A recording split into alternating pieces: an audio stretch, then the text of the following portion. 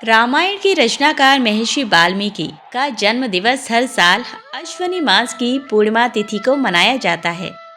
साल 2023 में वाल्मीकि जयंती 28 अक्टूबर दिन शनिवार यानी कि आज मनाया जा रहा है। इस दिन शरद पूर्णिमा का त्योहार भी मनाया जाता है, जो देवी लक्ष्मी का प्राकट्य दिवस भी है। ऐसी प्रचलित कथा है कि महर्षि वाल्मीकि का मूल नाम रत्नाकर था और इनके पिता ब्रह्मा जी के मानस पुत्र थे। एक भीलनी ने बचपन में इनका अपहरण कर लिया और भील समाज में इनका लालन पालन हुआ। भील परिवार के लोग जंगल के रास्ते से गुजरने वालों को लूट लिया करते थे। रत्नाकर ने भी परिवार के साथ डकैती और लूटपाट का काम करना शुरू कर दिया। लेकिन ईश्वर ने इनके लिए कुछ और ही सोच रखा था। एक दिन संयोगवश नारद मुनि जंगल में उसी रास्ते गुजर रहे थे जहां रत्नाकर रहते थे। डाकू रत्नाकर ने नारद मुनि को पकड़ लिया। इस घटना के बाद डाकू रत्नाकर के जीवन में ऐसा बदलाव आया कि वह डाकू से महर्षि बन गए। दरअसल जब वाल्मीकि ने नारद मुनि को बंदी बनाया तो नारद मुनि ने कहा कि तुम जो ये पाप कर्म करके परिवार का पालन कर रहे हो, क्या उसके भागीदार तुम्हारे परिवार के लोग बनेंगे? जरा उनसे पूछ लो। वाल्मीकि को विश्वास था कि सभी उनके साथ पाप में बराबर के भागीदार बनेंगे, लेकिन जब सभी ने कहा कि नहीं, अपने पाप के भागीदार तो केवल तुम ही बनोगे, तो वाल्मीकि का संसार से मोह भंग हो गया और उनके अंदर महर्षि प्रचेता के गुण और रक्त ने जोर मारना शुरू कर दिया और उन्होंने नारद मुनि से मुक्ति का उपाय पूछा। नारद मुनि ने रत्नाकर को राम नाम का मंत्र दिया। जीवन भर मारो काटो कहने वाले रत्नाकर के मुंह से राम नाम निकल ही नहीं रहा था। नारद मुनि ने कहा, तुम मरा मरा बोलो, इसी से तुम्हें राम मिल जाएंगे। इस मंत्र को बोलते बोलते रत्नाकर राम में ऐसे रमे कि तपस्या में कब लीन हो गए और उनके शरीर पर कब दीमकों ने बाम भी बना ली, उन्हें पता ही नहीं चला। इनकी तपस्या से प्रसन्न होकर ब्रह्मा जी ने उन्हें दर्शन दिए और इनके शरीर पर लगे बाम्बी को देखा तो रत्नाकर को वाल्मीकि नाम दिया और यह इस नाम से प्रसिद्ध हुए। ब्रह्मा जी ने इन्हें रामायण की रचना करने की प्रेरणा भी दी, लेकिन रत्नाकर को यह पता नहीं था कि वह किस तरह से रामायण की रचना करेंगे। एक नदी के तट पर सुबह पहुंचे तो क्रोंच पक्षियों के जोड़ों को प्रणय करते देखा। उसी समय एक शिकारी ने तीर से क्रोंच को नर को मार दिया। इससे महर्षि इतने आहत हो गए कि उनके मुंह से सहसा एक शाप निकल पड़ा। मां निषाद प्रतिष्ठाम तवमंगमः शाश्वती सामः यति क्रोंच मिथुना देकम अवधि काम मोहितम। यानी जिस दुष्ट शिकारी ने प्रेम में लिप्त पक्षी का वध किया है, उसे कभी चैन नहीं मिलेगा। शाप देने के बाद महर्षि सोच में पड़ गए कि उनके मुंह से ये क्या निकल गया। नारद मुनि उस समय प्रकट हुए और उन्हें कहा कि यही आपका पहला श्लोक है जिससे आप रामायण की रचना करेंगे। महर्षि वाल्मीकि ने रामायण की रचना की। इन्हीं के आश्रम में देवी सीता ने अपने दोनों पुत्रों लव और कुश को जन्म दिया। इनका आश्रम आज भी नैनीताल के जिम कॉर्बेट नेशनल पार्क में स्थित है, जिसे सीतावनी के नाम से भी जाना जाता है।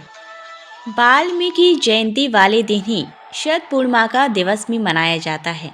क्या है शरद पूर्णिमा के दिन अमृत बरसने का मतलब? जाने माँ लक्ष्मी को प्रसन्न करने के उपाय। शरद पूर्णिमा के दिन चांद 16 कलाओं से परिपूर्ण होकर रात भर अमृत बरसाता है। इसीलिए शरद पूर्णिमा को रात में खीर बनाकर रात भर चांदनी में रखने का रिवाज है। मान्यताओं के अनुसार इस दिन धन की देवी माँ लक्ष्मी का धरती पर आगमन होता है। इस दिन माँ लक्ष्मी घर घर जाती हैं और भक्तों को धन वैभव का वरदान देती हैं। इस बार शरद पूर्णिमा 28 अक्टूबर 2023 को है।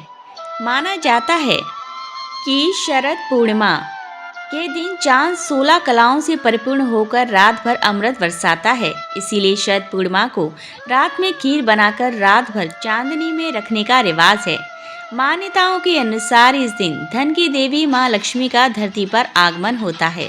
ऐसा माना जाता है कि इस दिन माँ लक्ष्मी घर घर जाती हैं और भक्तों को धन वैभव का वरदान देती हैं। शरद पूर्णिमा के दिन माँ लक्ष्मी को प्रसन्न करने के लिए कुछ विशेष उपाय किए जाते हैं। ऐसा कहा जाता है कि शरद पूर्णिमा को रात में आसमान से अमृत की वर्षा होती है। शरद पूर्णिमा को अमृत बरसने के पीछे धार्मिक और वैज्ञानिक मान्यताएं जुड़ी हुई हैं।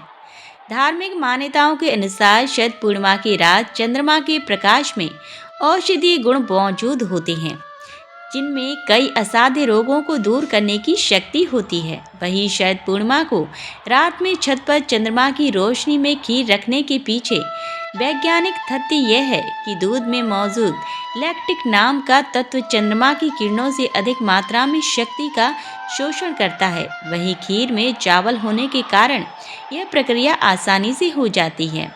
इसीलिए चांदनी में रखी दूध और चावल से बनी खीर का सेवन स्वास्थ्य के लिए बेहद लाभदायक माना गया है। ऐसा माना जाता है कि इस दिन चंद्रमा की रोशनी में रखी खीर खाने से शरीर की प्रतिरोधक क्षमता बढ़ती है और कई रोगों का नाश भी होता है। धार्मिक मान्यताओं के अनुसार शरद पूर्णिमा के दिन मां लक्ष्मी का जन्म भी हुआ था। इस दिन रात भर जागरण करने के बाद सोने से पहले भगवान विष्णु और माता लक्ष्मी का नाम अवश्य लेना चाहिए। शरद पूर्णिमा की रात को जागरण किया जाता है, इसीलिए इसे कोजागिरी पूर्णिमा भी कहा जाता है। शरद पूर्णिमा की रात को खुले आसमान के नीचे खीर को रात भर चांदनी में रखने के बाद प्रसाद में जरूर ग्रहण करना चाहिए। शरद पूर्णिमा के दिन विशेष रूप से मां लक्ष्मी का पूजन किया जाता है। धार्मिक मान्यताओं के अनुसार इस दिन लक्ष्मी पूजन करने से सभी कर्जों से मुक्ति मिलती है, इसीलिए इसे कर्ज मुक्ति पूर्णिमा भी कहते हैं। शरद पूर्णिमा की रात्रि को शिव सूक्त का पाठ, कनक धारा स्तोत्र, विष्णु सहस्त्र नाम का जाप और भगवान कृष्ण का मधुराष्टकम का पाठ करने से विशेष लाभ होता है। शरद पूर्णिमा को माता लक्ष्मी के स्वागत करने के लिए सुबह स्नान करके साफ वस्त्र धारण करने के बाद मां लक्ष्मी का पूजन करें। पूजा में तुलसी को भोग, दीपक और जल अवश्य चढ़ाएं। ऐसा करने से मां लक्ष्मी प्रसन्न होती हैं और आशीर्वाद देती हैं। इसके अलावा शरद पूर्णिमा पर माता लक्ष्मी के मंत्र का जाप करने से माता की विशेष कृपा भी प्राप्त होती है। शरद पूर्णिमा की रात जब चंद्रमा अपनी 16 कलाओं से परिपूर्ण होता है, उस समय मां लक्ष्मी का पूजन करने से धन लाभ होता है। शरद पूर्णिमा की रात में हनुमान जी के सामने चौमुखा दीपक जलाने से बजरंग बली की विशेष कृपा प्राप्त होती है।